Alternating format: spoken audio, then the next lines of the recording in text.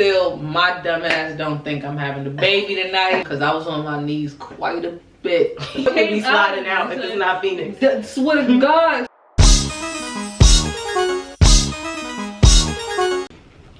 Hey, boo, there? What you think? It probably I also could have left them in a little longer too. It probably was slapping the air fryer. Yo. Yeah. Oh my God. There she goes, back on the grind. That's what I'm talking about, dogs. That's what I'm talking about. Alright, so do your thing. Let's do this. Okay. Alright, bye-bye. So cute. Yeah, I wasn't going hers, but I was definitely, oh my God, I'm just jumping straight into it. Hi guys, it's us. Hey. You know us, you know what we get, but I guess we figured we'd do a review of this one's birth story with Phoenix. Cute Phoenix. A cute picture. And as you guys know, not only am I her best friend, but I was also her birth doula during this amazing, super awesome process that is her bringing forth a baby naturally, vaginally, naturally meaning no medication. Yes. Into this world on international, right? Just to be clear, all births are natural, right? But non-medicinal is what we're talking about, and that was her plan, and she did it. I did.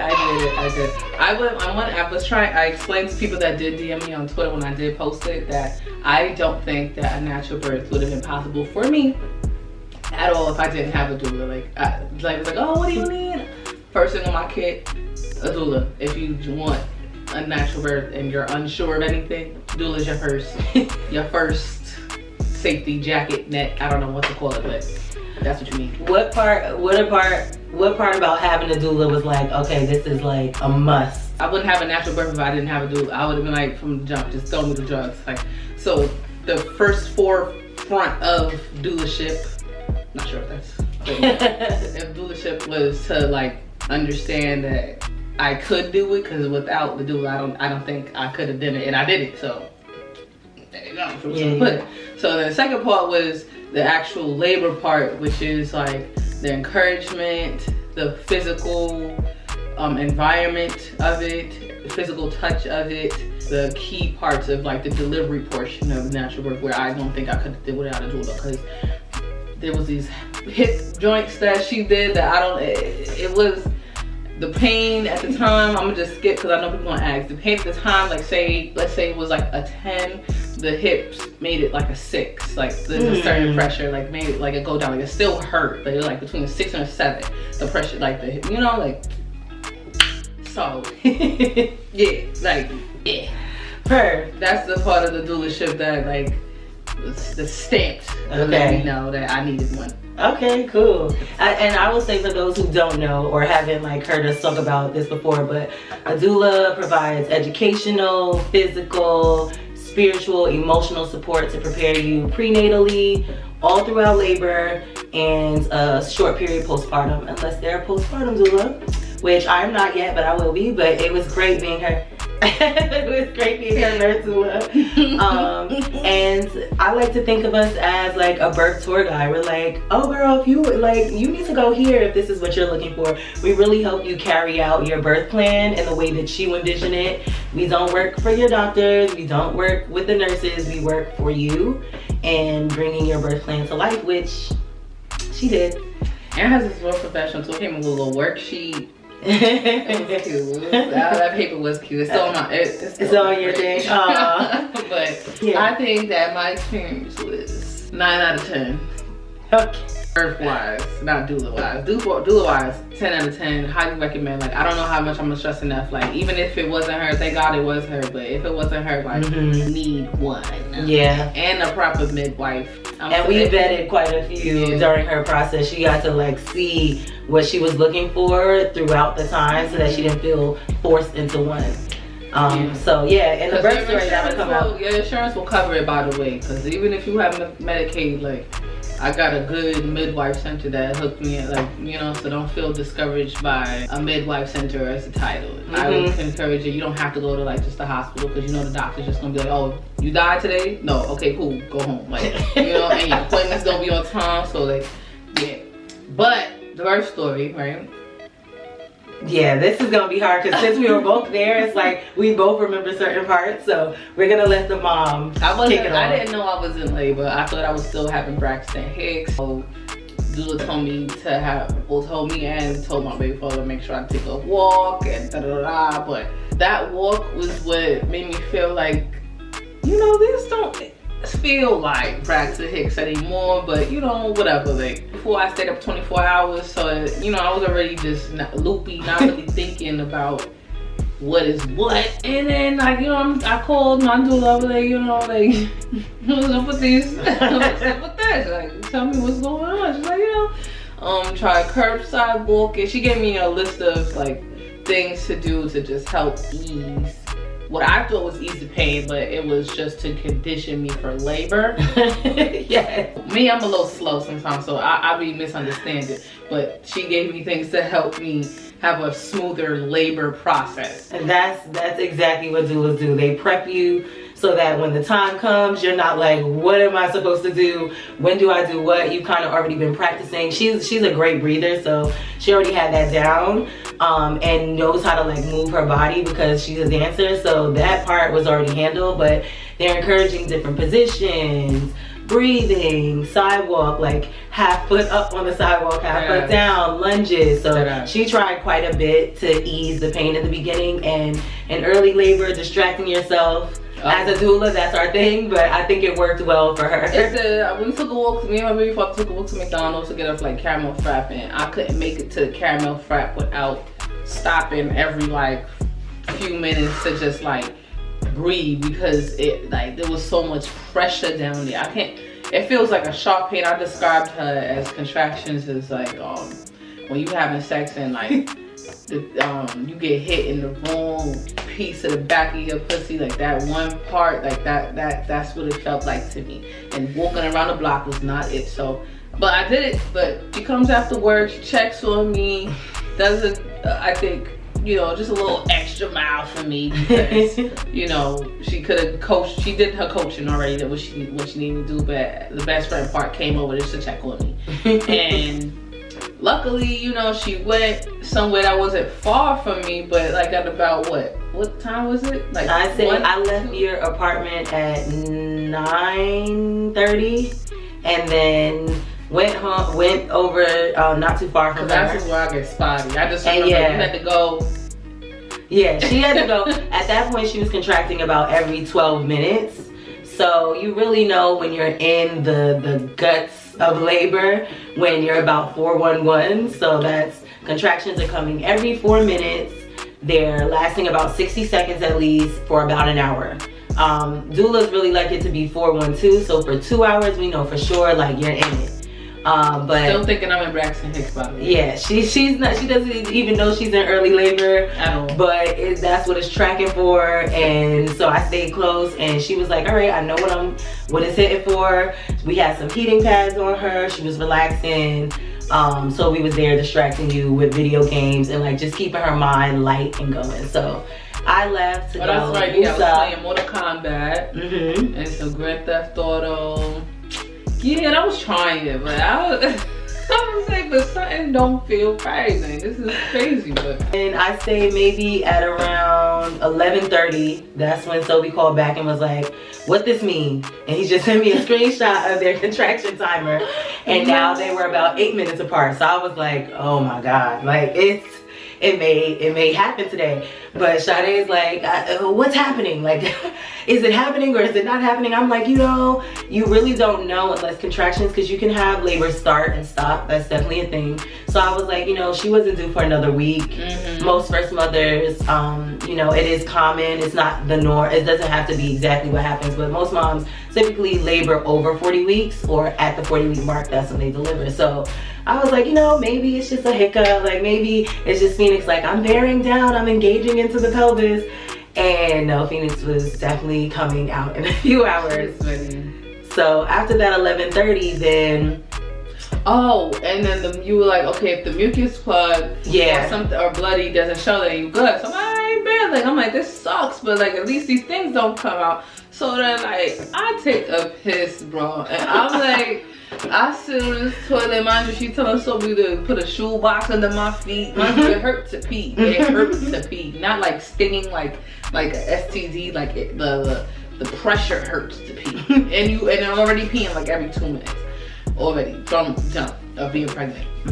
And this sounds a little like womanly graphic, but you know, like when like you on your period and something thick comes out of you real quick, like it sneak out of you and you like, oh, that was a big one. That was a little shellac or something, you know, like came up out of you, and then like I felt that. I'm like, I'm pregnant. What just could be sliding out if it's not being? Swear to God. So I looked in the toilet. I took a whole picture of the toilet bowl.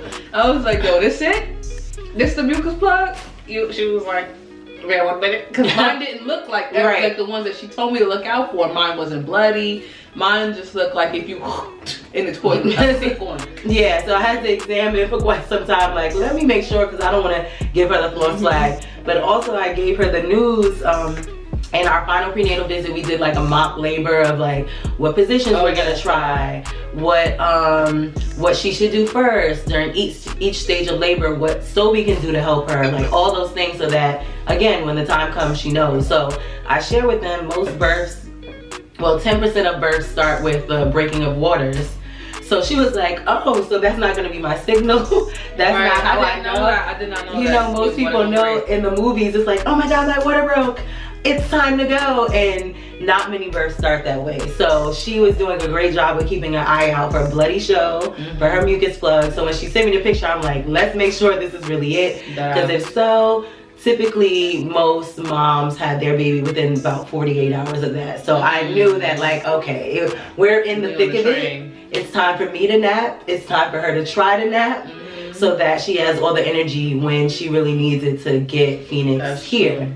And luckily she wasn't far from me, because she lives a little bit farther now, and like she happened to be like instead like 10 minutes away, so it was lucky. She had everything. Right, yeah, I didn't have all my trinkets, my doula bag with my massage oil, but the way and my head massager. I wasn't that kind of client anyway, so it kind of worked out. So she had to lug all that, and then she had to go to work the next day because she thought I was coming. I had, you know, Phoenix was coming next week, so she was only barely prepared to go to work the next day. So, and luckily the hospital right next to her job. But this is a crazy ride. So just bear with us. So after that, mucus plug break. Well, what is it called? It was time to pack the bag. The mucus plug comes out. So, and sometimes it can come out in parts, it can come out in whole. So she had quite a big plug come out. So it was like, oh, she looked like this. She was, yeah, it has like a tinge of red or pink. Yeah, but it's like a snotty. Mama's snotty. Yeah, it can get that.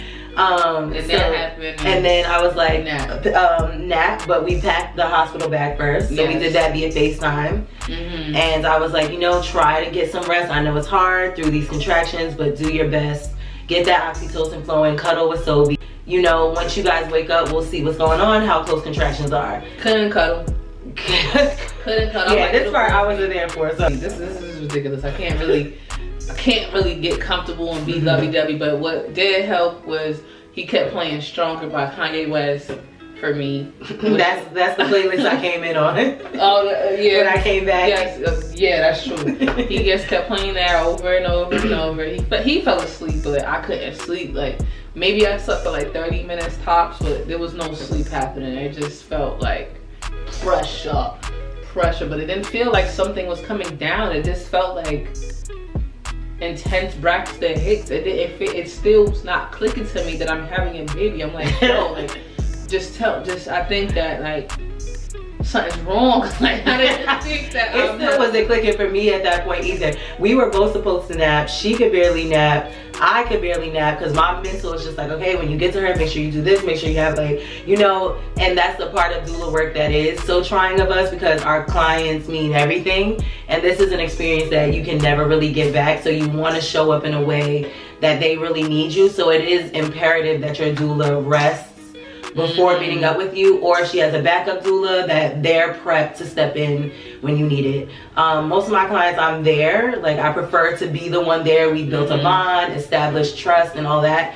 Backup doula is rich. Yeah, backup doula is rich, but it happens. Some people work in partnerships, so yeah, some people just have partners and like, oh, whoever is available this day, that's who's gonna be at your birth. So that's also something else to consider. But once I got the call, I called her at around 2:30, like, so how you feeling? The lights were still out, so I'm like, I don't mean to wake you up. Like, if you're sleeping, cool. 30 minutes after that, Sobe called. He was like, yeah, so it's getting more intense. Yeah, he was like, it's getting more intense. I heard you in the back, like, huh?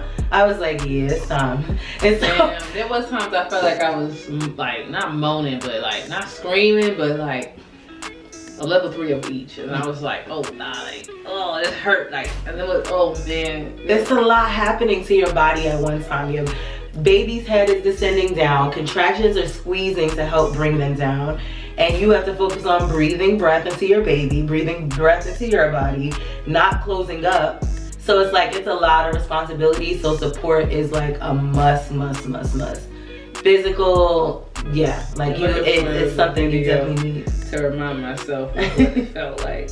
Oh yeah, I kept saying fucking duck. Fuck a duck. Yeah, that was her saying for like the whole time. Fuck a duck. Yo, I couldn't take it. She was pulling her bonnet over her head, all of this. So I made my way there, and the moment I came in, the TV was boosted up. The lights, every light in the apartment was on. Oh, I asked him. Yeah, I remember I asked him to play music. I'm like, I can't take silence. Please play music. I don't care what it is. Just put on something that are like something upbeat, so I can just like not concentrate on my body being mean to me. So yeah, she came in and I just continued to have contractions everywhere in the house. So I had them over here, over there. Everybody just watching me have contractions. I'm whipping hands, bodies, throwing stuff, and I realized that I was like I was trying to say earlier, I wasn't a client that would be quiet for. Like, I needed a little more aggression, because I'm, I guess, a little more aggressive. Yeah, your doula needs to tailor their however they treat you, support you to what you need. So, you know, as doulas, we're taught that like low lighting, low voices really help you get through and like push through those labor pains.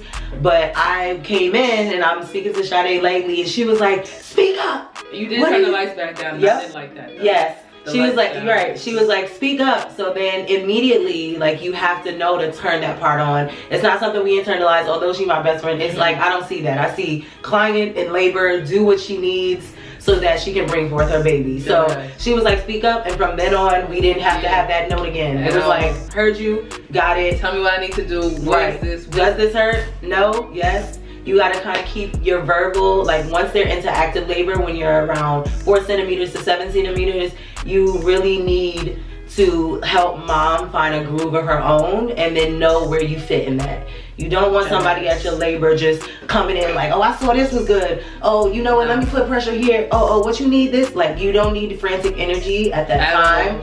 You need someone with a cool head. Facts. And someone who can figure out where they need to be. That's the best place to be. Because mom's already frantic. Right. So she was laboring in the bathroom on the floor on all fours. Oh yeah, that's right. She was using the bathroom often. We had her feet elevated for like optimal positioning. Then she was on the chair, and then she was on here. So she did a great job with just letting her body tell her what she needed. Yeah, I would say keep a lot of cushions in the crib because I was on my knees quite a bit. Birthing ball, couch, like everywhere. Birthing ball and knees. I know I didn't want to get on the couch or the bed because I knew it took pressure to get up out of it. So I was like, negative. Good on that. So yeah, have some. Be prepped. Be prepped. For the cushions and the blankets. Cushions and blankets. A cold rag, a hot rice sock, or like heating pad. That was helpful for her. But yeah, again, like she said, we didn't use much. It was mainly my hands that really. Them hip joints, it was just hip squeeze. Hip squeeze did it for me. So like there was a few she did, like those like tailbone ones. If you get a doula, if she's your doula or someone else, they'll go through the different ones that help their labor. But my jam, my peanut butter was the hips. still, my dumb ass don't think I'm having a baby tonight. I'm just like, yo, this is just a frantic freak accident that happens to pregnant people where they just have pain all night. Swear to God, God is my witness, I did not think I was having a baby. So it's like 2 a.m.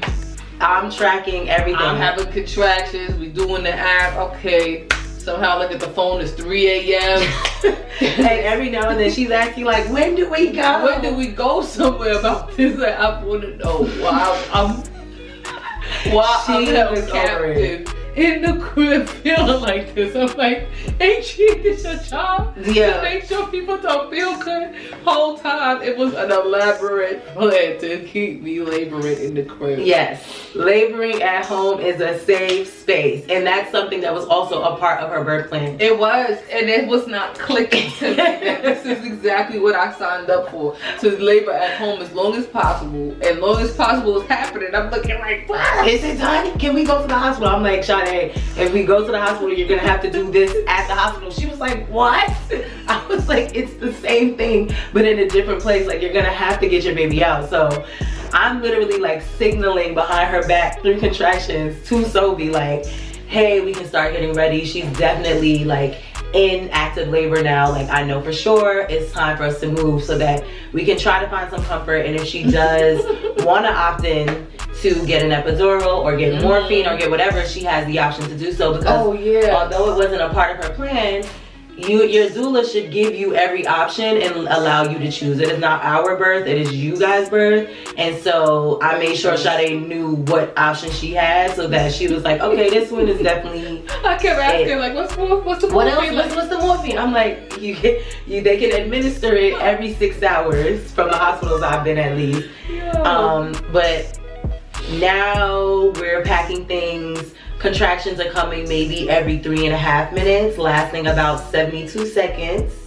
And that was for at least an hour and a half. So we grab everything in between contractions. They telling me 5 o'clock we can leave. Yes. Look at the phone, it's 5:15. I said, where do we going, Chuck? Where do we going? We got her clothes on. Car. I'm like, alright, bet. So we go get the car. I never forget, look at this phone, 5:24 when we get in the car. 5:24. I'll never forget that number. I'm like, these lying bastards. They lied to me the whole time. Yeah. And so we riding. Oh my God. I'm riding with a yoga ball, me in the middle, and Tata on the other side. Me like behind the passenger seat on the floor, kind of, just so she can spread out. And this is me, like on the floor. On the floor, and a yoga ball right here. Yeah, and we out. It's time to go. It's ready. She still don't know what she really in for. She just knows she needs to get there because the home ain't hitting no more. Sure ain't. And he's like, it's red course. The police pull us over. It looked like my baby father about to fight the policeman, but he just let him go. Thank God it was like late night, early morning, so nobody was on the street. We got to the hospital at 5:52. Wow, this is a good timestamp, because this is when I keep timestamps with everything that happens. So at this point, I'm carrying bags, helping her through contractions, so I couldn't really track this time, so it's good to hear. These are the times that would be marked, burned in my brain. It's when y'all actually went in court. 5:15, 5:15 will forever be, because they told me at 5 I could leave. 5:52, we get out the car. In like a movie setting, he leaves the car in the front of the hospital where everyone knows in the history of all shows that your car will not be there if you leave your car in the front of a hospital. Yes. But what does he do? It's his first baby. He's excited and he wants to be there while she's getting in. Because also, to shout out to Sophie, because we can't leave him out, having your partner is a part of your support team. Your doula does not replace them. Your doula helps to show them how they can show up. So there were things I couldn't do that Sophie could, like look her in her eye and it'd be comfortable. They did slow dancing. We did. They did, like, you know, all those things that gets her oxytocin flowing on a regular day-to-day, the love hormone. He was able to give that for her, and I was just the backup. You got to know when to let them do them and when to fill in. He was facilitating, and they would go back and forth. Like, we were a great team. Great team. To the thing. It takes me about like 10 minutes to get up the ramp. To get up the ramp and into the elevator. We get upstairs. Okay, so these are the parts we can't skip because there's a subscriber out there that needs a shout out. I know she I don't remember. Okay, so as she said, it took her a while to get up the ramp. She's contracting about every minute now, so it's like just imagine every 60 seconds somebody is stopping. So she only had a few steps because, you know, Phoenix's head is in her pelvis. So we get into the hospital. They give her a wheelchair. She don't want to sit in it because she got to use it as a walker. Oh yeah, they offered me a wheelchair when I had a wheelchair in my face. Flex, I ain't pussy like you. I mean, I'm pretty shaken up a bit, but wheelchair, no. No, right. That we don't even need that. We need the gravity down. So that's boom. So she's walking. We get into the first elevator. We come up. The elevator doors open. There's a black woman that comes around. She like kind of smiles at us. So, you know, we just smile back. And then she was like, then Sade's going through a contraction, so she's yelling a bit. And yo, we gonna get to that. So then the girl was like, I follow you on YouTube. Oh yeah. So whoever you are, I'm so happy you got to see her in her. You were part of my birth story. Right, you were part of your birth story because both me and Sobi and her baby father were like, oh, that was really sweet. So that kind of like ushered us into the hospital to the princess treatment that we then walked into. We did, because you just hear me wailing, yelling. 1, 2, 3, 4, 5 doctors pulled to the front. I don't know if they thought I was shocked or what. It's something. She was rotating from ow, ow, ow, ow, ow, to that hurts, to what was it? Pocket duck. From pocket duck to pressure, pressure, pressure. Oh yeah, pressure was me asking for the pressure points. Hip squeeze, pressure, pressure, one's coming, pressure. So you got me just in any position that she can get most comfortable in, just like there helping her out. So we're not even in labor and delivery, and that's when the 5 nurses rush out like, hey, and they all give her like a congratulatory, like, you're doing great, you're just down the hall. Mind you, if you guys don't know, doulas can support you in any birth environment. So in the hospital, typically nurses are coming in and out when you're there. Very rarely can they spend a significant amount of time with you unless you're like really close to your birth. Every hospital is different, but I will say that it is limited staffing for them to be able to help every person that is checked in that night. As we said, she came at a time that was like ideal because the amount of nurses that were there to support her. Shout out to New York Presbyterian Lower Manhattan. Amen. Because that's where she delivered. Right. I would do it again there. They were fantastic. The staff was like so sweet, so helpful, and it was great. So and diverse. Yes, and that. Yes. There was representation of all sorts, so anyone could feel comfortable there. But those first 5 nurses came. First 5. Then we walked to labor delivery. They were like, you gotta go down the hall and further. Oh yeah, true. She, mind you, she got her walking, so just imagine her looking up like, come on, bruh. We make it to the start of labor and delivery, and she has another contraction and she screams, and 5 more nurses run out. I hear her squealing out of, she's in labor. And they were like, I know you don't want to sit in this chair, but after this contraction, we need you to sit down. We'll rush you to the room. If you don't know when you sat down in a chair? You did. They got you to sit. And another thing I couldn't help her do, you have to let everybody play their role. I was supporting. They literally looked at her and they were like, I know it's tough, but we can rush you. If you sit down, we can at least push you quicker so that you can get to a place where we can like really help you out. And so she sat down, she got in. Typically when you go into a hospital, you go into triage, which Sade didn't experience. Don't know what that is. They ushered her right into a suite. Okay, a very large one. Girl, I had a shower, bathroom, lounge, living room, layout couch. Okay, it was the works. Princess treatment. Right. For me and Princess. Right. Do you remember this part? A black lady, Asian lady, and a tatted white man. And they got me to change my clothes. There was somebody asking me questions because I'm not from their establishment. Oh, something else to tell them. Yeah, she pivoted hospitals last minute. Oh yeah. She made the choice to go to a facility that better supported her choices for birth, and they found out about this option through our doula. So your doula helps you find what you need, what's best to support what you want to you. Yeah. You tell them what you like. They do their own little questionnaire. Well, the ones that are good. They'll ask you how you want to see your birth, and then they go from there to see what you like. Trial and error. But yes. More so. So this hospital has wireless monitoring. They had a shower just in case she needed some hydrotherapy, and we knew that they were spacious and that the staff was just a lot friendlier than the hospital that she was going to go to. And I didn't want, or I was hoping that she wouldn't have to be forced to labor in bed and have wired monitoring if she did decide to opt into having any like medicine during her labor. And at the hospital she was at, she would have had to stay on a wired monitor, which limits you being able to move around, which really helped her. It's just like a belly band instead. Wireless, she was able to move. I mean, by the time we got there, there was no moving to the right. The only moving to the was on my coochie, so right. It was worth it. I had a COVID test while I was pushing in between contractions. That was the only part that's different for the times we're in. But I think that was the only uncomfortable part aside from pushing Fee out. But I got one more. You did eventually, you had another vaginal exam that was a bit tough. That's a good thing to bring up because remember she was, and you were like, enough. It was, not the first one, she figured that you were 6 centimeters, but then another one, there was a bag of waters in front of Fee's head.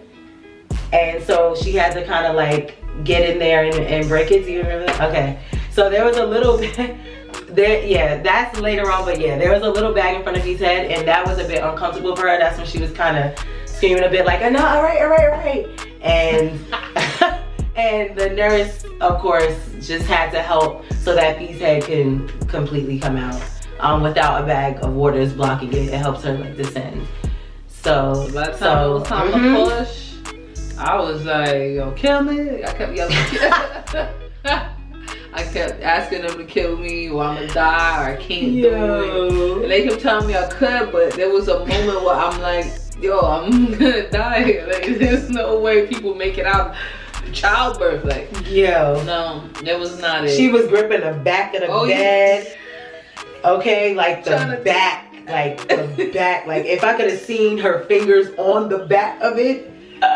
Grip focus. Son. And at this point, my hip squeezing ain't working no more, okay? No. Phoenix is down. When we also when we got to the hospital, they did a vaginal exam. She was 6 centimeters, so we did that. She labored at home all the way into active labor. So she had a very, the later part of labor is a lot quicker once you get through those first few centimeters. So she asked for an anesthesiologist to get her options just in case she needed it. I was like, yo, like, damn this, yo, I ain't over here, I'll give you the truth. Yo, facts. At one point the pain hurt so much because you actually have to, like, not only are you in pain, you have to push, like try to do a push-up, but you can't do a push-up. But your body can't do it. Your body's like, you think your body is like, what more do you want from me? What more do you want from me? She was in a lot of pain at this point. So now, like, as her best friend, that's when I'm just like, I can't do anything. Like, you're in this bed. Like, let him talk to her. Then when the man came up to me and what I think was a kente cloth nurse hat, okay?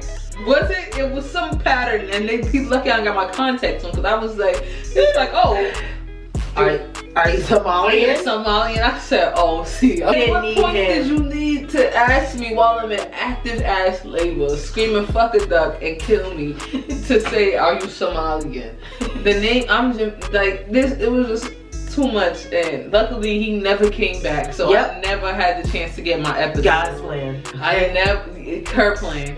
I did say a prayer. She was like, I'll take that epidural. I was like, Lord, please. Then the doctor grabbed me by my ankle. She was like, but would you stay still for the epidural? And that's when they got me quiet, because that little lady, she was a little stern. I ain't gonna hold you. Like, I know I asked for like assertive, but there was times she would snap me out of it like, listen, Carl, like, it's happening. You're having your baby. You need to be logical about what you're doing right now. Like, push this, do that, and now I'm like, all right, bring me back to earth. There was times I wasn't in La La Land, like, and she was like, yo, push now. She's right there, and I don't believe none of them. They're like, oh, her head right there.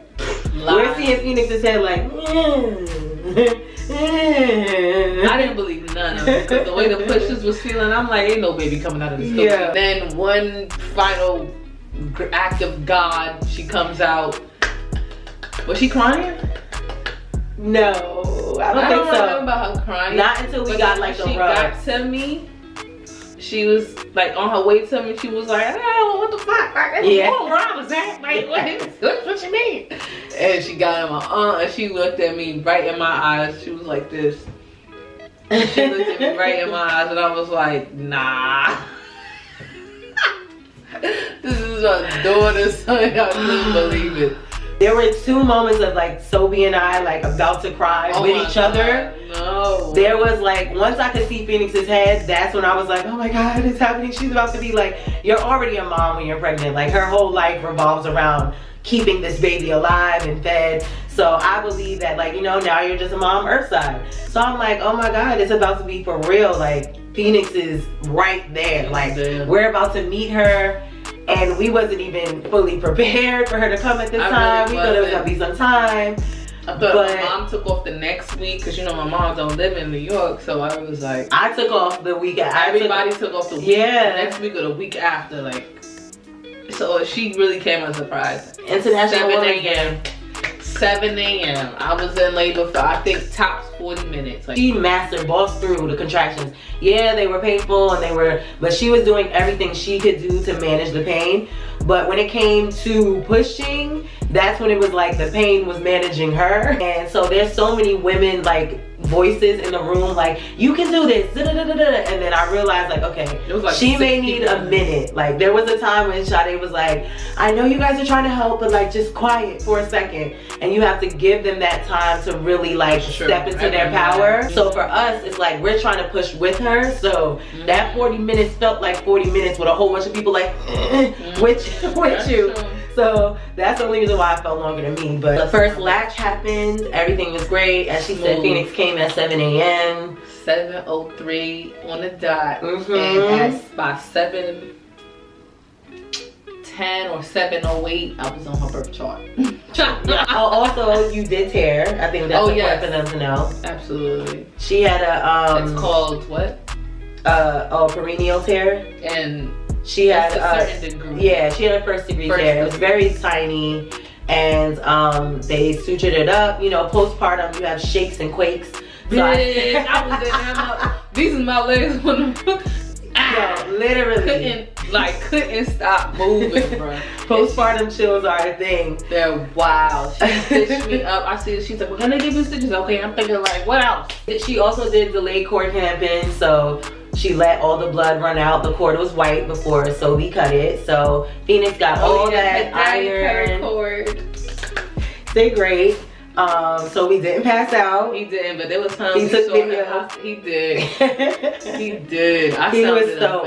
He said he cried downstairs, so he got his cry out by himself. Yeah, because I was like, I'm in here by. We had one moment where it was like, toughen up, bro. But yeah, she had a small tear. They sutured her up. That was she was like, yo, after birth, you still got to deal with all this. So again, I can't stress it enough. Moms are superheroes. Moms are superhuman. Moms are gods on earth. The work ain't light. It's not light when you do it, bringing them out here, and it ain't light for the rest of your life. So that's why I'm in this business, because moms deserve quality care. For sure. In the thick of it. The utmost quality. Yeah. I didn't realize how much like your moms deserve a lot of grace. A lot. Even till like my baby's only almost 2 weeks old, and I'm just like, I look at her and I don't even think she's real, to be honest. Like I'm like, I still don't think that thing's real. I hold her and I'm like, who?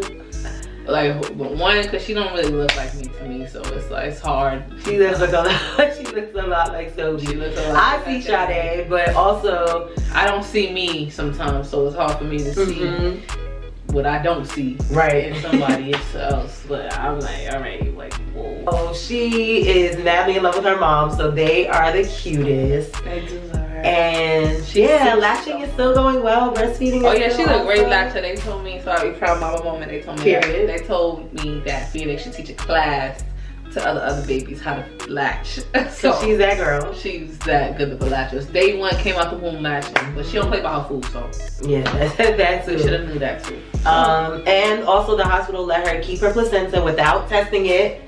So we signed a release for me to pick it up, which now I'm gonna go pick it up. I can do that tomorrow, and then she'll be able to do whatever she wants with her placenta instead of having scientists. Right, and she earned it. She made it. I want to see what it looks like.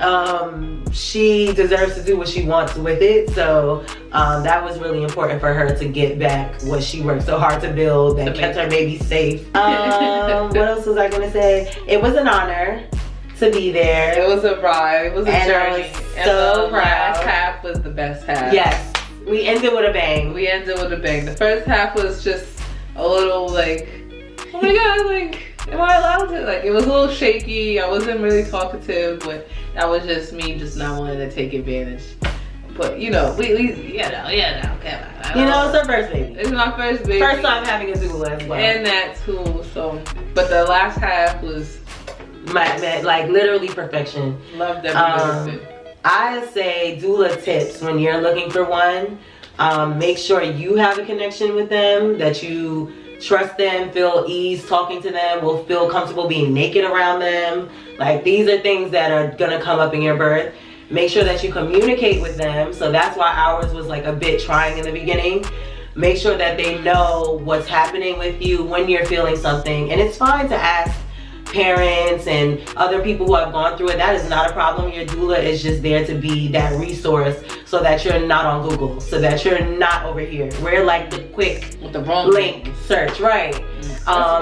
Right, a quick link. A quick link. And if we don't have it, we have a community. Most doulas have a community and a wealth of knowledge. So get you a doula, man. Get you a doula. Get you a Put that on a t-shirt. Right? I will. I don't have doula on it, so that's what I said. Don't worry about it. It's coming. But she did great. That's her birth story. Oh, and just so you know, she had to work the next day. Yeah. At 9 a.m. 8 a.m. 11:30. So I got maybe. Oh yeah, that's right. Cause she came at 7, so she got like an hour of sleep, like hour or 2 of sleep on the couch, and then had to go walk to work and do an 8-hour shift. So doulas are superhumans too. I would like to say that's I was really about to say that this is also a superhuman as well. Superhero, superhuman, charged up, knowledge, body, faith, energy, everything. Yeah. Honored. I will do it again. We did it. Yay! And that's a wrap.